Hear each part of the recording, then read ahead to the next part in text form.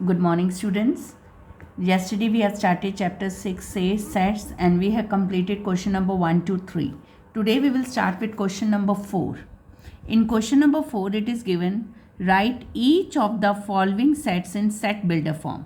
Yesterday we have done in roster form. We have converted the set into a roster form. Today the roster form is given to you and you have to change it into set builder form. So, how you will write it set builder form? First, A. A is given 4, 6, 8, 9, 10. These numbers are given to you. Can anyone tell what are these number indicating? यहाँ पे क्या हुआ है आपके ये 4, 6, 8 और 9 ये आपके कौन से नंबर्स हैं? दीज आर कंपोजिट नंबर्स, क्योंकि ना इसमें इवन नंबर है, ना ऑड नंबर्स है, ना प्राइम नंबर है. तो these are what numbers are there? Composite number. So how you will write it in set builder form? Set, which set is this? A. A इसका name है equals to, in curly bracket set builder form we will start with x such that x is a composite numbers. You will write it in words, and after writing in the word then you will write the comma. और आपने range लिखनी है, ये numbers कहाँ से कहाँ तक है, from where it is in between which number, from 1 less than x less than 20 and curly bracket close. आपने यहाँ पे रेंज लिखनी है कि ये जो नंबर्स हैं किसके बीच में लाई करते हैं. It lies between 1 and 20. तो आपने इसको रेंज बनाकर लिखना है. 4 से लेके 18 तक ये 1 से 20 के बीच में आ रहे हैं. And what are these numbers? They are composite numbers. So like this you have to write it x such that x is a composite numbers which lie का क्या करोगे, कॉमा लगाकर आपने ये रेंज लिखनी है. 1 less than x less than 20 और curly bracket close. Take one more part, second part, b. Now what are these b indicate? जो भी नंबर आपके 1 से स्टार्ट होते हैं और वो इंक्रीजिंग ऑर्डर में लिखे हैं तो 80% ये आपके होंगे फैक्टर्स. और वो किसके फैक्टर्स होंगे? 30 के. जो लास्ट में जो सबसे बड़ा नंबर है उसके वो फैक्टर होते हैं. How you will see it now? How to will write it? b equals to x such that x is a factor of 30. When it starts with 1 and they are in the increasing order, you have to see the last number.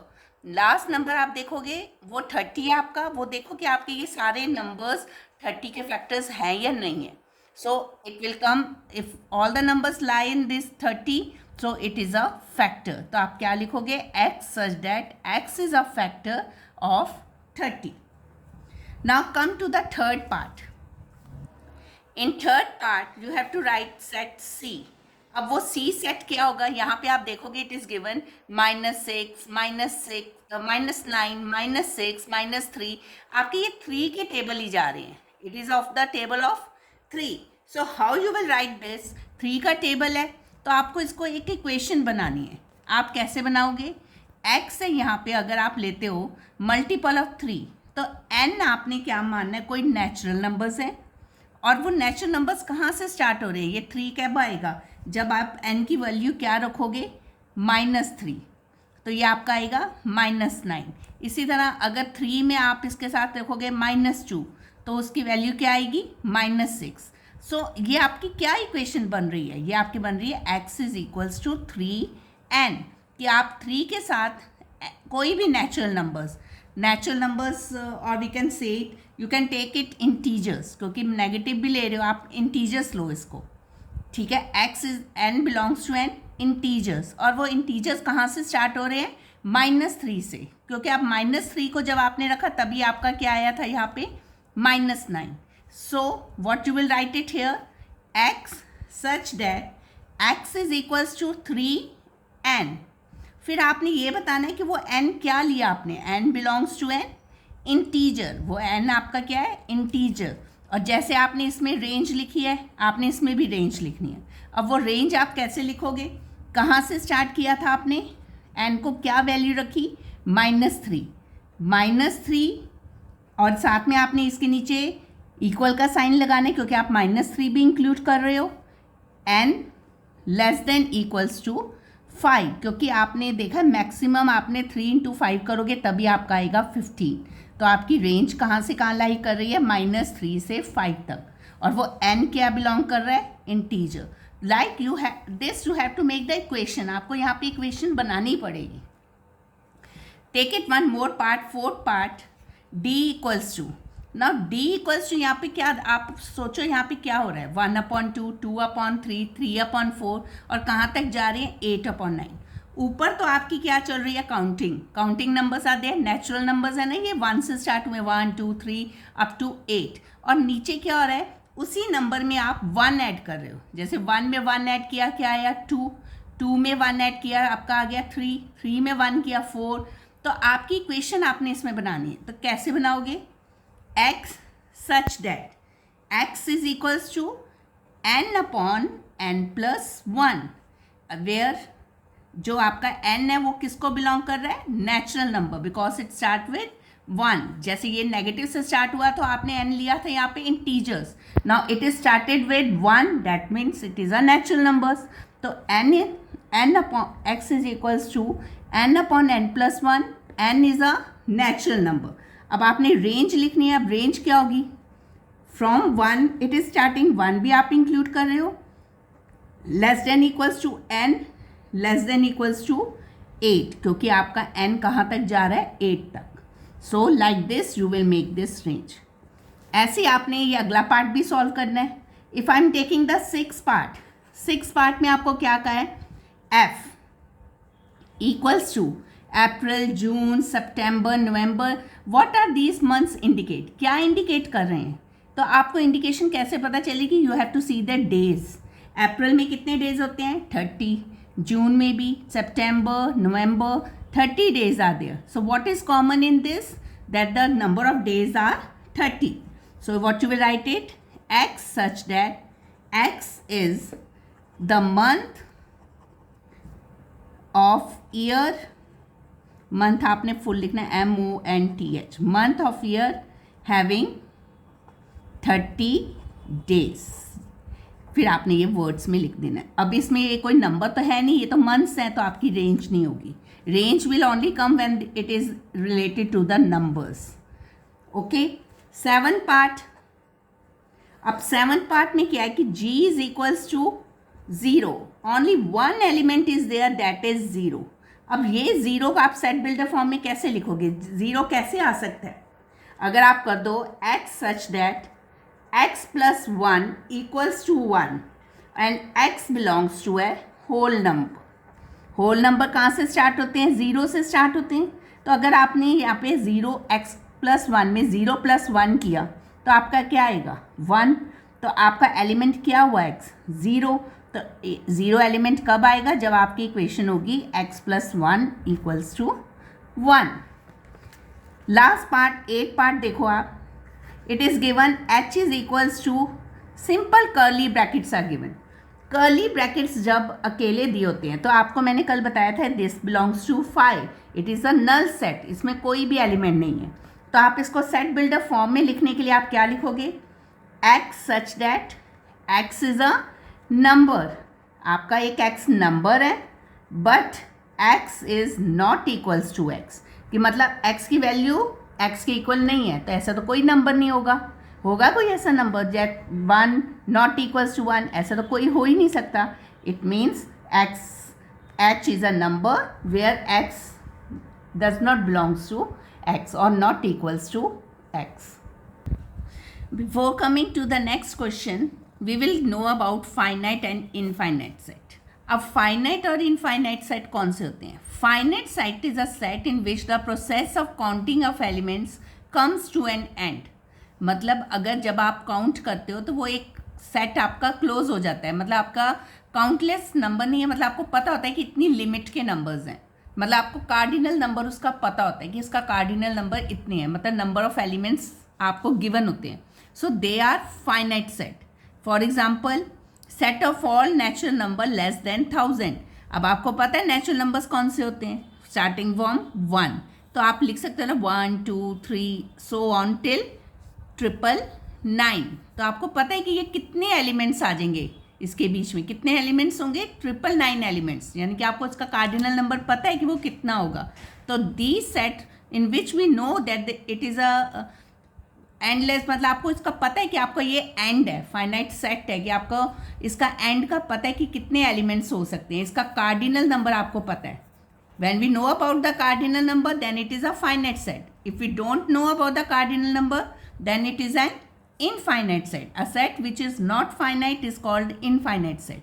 अगर मैं आपको सीधा कह देती, अब जहाँ पे आपको कहे set of all natural number less than 1000, तो आपने 1 से लेके 999 तक नंबर्स लिख दिए. But when I will say you set of all natural numbers, अगर मैंने सिंपल ये दे दिया set of all natural numbers, तो आपके ये 1 2 3 4 डैश डैश, आपको एंड नहीं पता इसका कि कहाँ तक आपने लेने हैं. So these are infinite set. And in the set which when we know what is an end of that set, तो वो आपका क्या होता है, फाइनाइट. और आप कह सकते हो जिसका आपको कार्डिनल नंबर पता है that is a finite set, और जिसका कार्डिनल नंबर नहीं आपको पता है that is an infinite set. Now if we come to the exercise question number 5, it is given state whether the given set is finite or infinite. अब आपको इसमें बताना है. अब set of all even natural numbers, अब आपने एक set लिखना है इवन नेचुरल नंबर्स का. अगर आप सेट लेते हो तो इवन नेचुरल नंबर्स कौन से होंगे, 2 4 6 8 सो ऑन. ऐसे तो आपके बहुत सारे जा सकते हैं इवन नंबर्स, क्योंकि आपको कोई लिमिट नहीं दी हुई, कोई रेंज नहीं दी हुई. तो it means it is an infinite set. Set of all in odd integers, same आपको ये कहा है कि वो ऑड नंबर्स हैं, पर कहाँ तक ऑड नंबर्स आपने लिखने हैं वो नहीं आपको बताया गया. So this is also an infinite set. This question you can do it in the book only. Set of all reverse in India, आपको इंडिया की रिवर्स पूछी हैं, तो वो तो आपको पता होंगी कि इंडिया में कौन कौन सी रिवर्स होती हैं. So this is a finite set, क्योंकि इंडिया की जितनी भी रिवर्स हैं वो आप उसके नेम सेट में लिख सकते हो. So it is an infinite set. अगर यहाँ पे लिखा होता है set of all rivers, then it is infinite. पर अगर आपको पर्टिकुलर स्टेट बोल दिया, आपको पर्टिकुलर कंट्री बोल दिया है, then it is a finite set. Set of all points on a line segment 1 centimetre long, अगर आप 1 सेंटीमीटर की लाइन बना लेते हो, उसमें आपको पूछ रहे हैं कितने पॉइंट्स है, वो तो आप कितने भी बना सकते हो, है ना. वो तो आपको पता नहीं ना कि मैक्सिमम कितने बनाने हैं. So this is an infinite set, क्योंकि इसको आपको लिमिट नहीं पूछी, आपको पूछा उस लाइन के ऊपर आप कितने पॉइंट्स बना सकते हो. तो infinitely many points you can make on the line segment. Set of all factors of 1200, अभी जैसे आपने इसके फैक्टर्स बनाए थे 30 के, ये फैक्टर्स है ना, तो आपको पता था कि 1 से लेके 30 तक के बीच में उसके फैक्टर्स आएंगे. सेम वे फैक्टर्स की जब भी आपको फैक्टर्स का होता है that is a finite set, क्योंकि आपको उसका कार्डिनल नंबर पता हो जाएगा कि 1 से लेके 1200 के बीच में 1200 के फैक्टर्स कौन कौन से. Similarly set of all multiples of 6, all multiples of 6, वो भी आपको पता है कौन कौन से 6 के मल्टीपल्स होते हैं, 6 12 18 सो ऑन. पर कहाँ तक लेना है वो नहीं आपको बोला, आपको बोला खाली मल्टीपल्स ऑफ 6 लिखो. तो what set will be, infinite set. Set of all drops of water in a bucket, this will B infinite, क्योंकि आप बकेट में ड्रॉप ऑफ वाटर तो कभी गिन ही नहीं सकते, वो तो काउंटलेस होंगे, अनकाउंटेबल हैं. तो that is this is infinite set. Now in question number 6 they have asked identify the null sets among the following. आपसे पूछा गया नल सेट्स. नल सेट्स कौन से सेट्स होते हैं जिसमें कोई एलिमेंट नहीं होता. अभी आपने किया था ना, जैसे आपने 4th का 8 पार्ट किया था, इसमें आपने ये खाली कर्ली ब्रैकेट लगाया था. It mean this is a null set, इसमें कोई भी एलिमेंट नहीं है. तो आपको इसमें कोई भी एलिमेंट ना हो तो उसको इंडिकेट करते हैं फाई से, इसको कहते हैं फाई. ये सिंबल लगाते हैं या ये वाला सिंबल लगाते हैं, या तो आप सिंपल कर्ली ब्रैकेट शो करते हो या आप फाई का साइन लगाते हो. तो वो ब्रैकेट्स क्या इंडिकेट करते हैं, नल सेट. और you can say it empty sets, कि इसका कोई भी एलिमेंट नहीं है. 6 क्वेश्चन आपने बताना है कि इसमें कौन से नल सेट्स हैं. First part, A is equals to x such that x is a whole number. आपका जो एक्स है वो आपका क्या है, होल नंबर. पर x जो है 1 से कम होना चाहिए। तो आप अगर x such that whole number है तो आपको ये भी कहा है कि x जो है वो 1 से कम होना चाहिए। तो होल नंबर कहाँ से स्टार्ट होते हैं? 0 से। It means there is one element, यानी कि आपका ए सेट में एक एलिमेंट है। What is that? 0। तो this is not a null set, ये आपका नल सेट नहीं है। This is not a null set because there is one element, एक एलिमेंट है इसमें।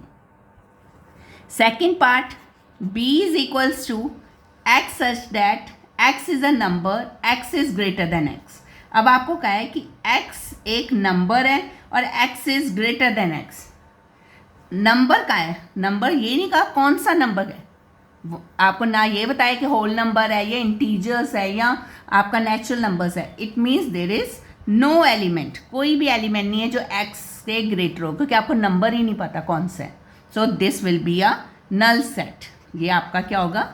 नल set. You can write it only curly bracket. Similarly I am taking the fourth part. Fourth part देखो, d is equals to x such that x belongs to an integer and x square is equals to -4। अगर आप कोई भी integer लें, अगर आप -2 ले रहे हैं कोई इंटीजर और इसका आप स्क्वायर करोगे तो वो क्या आएगा? पॉजिटिव। वो तो हमेशा पॉजिटिव आएगा।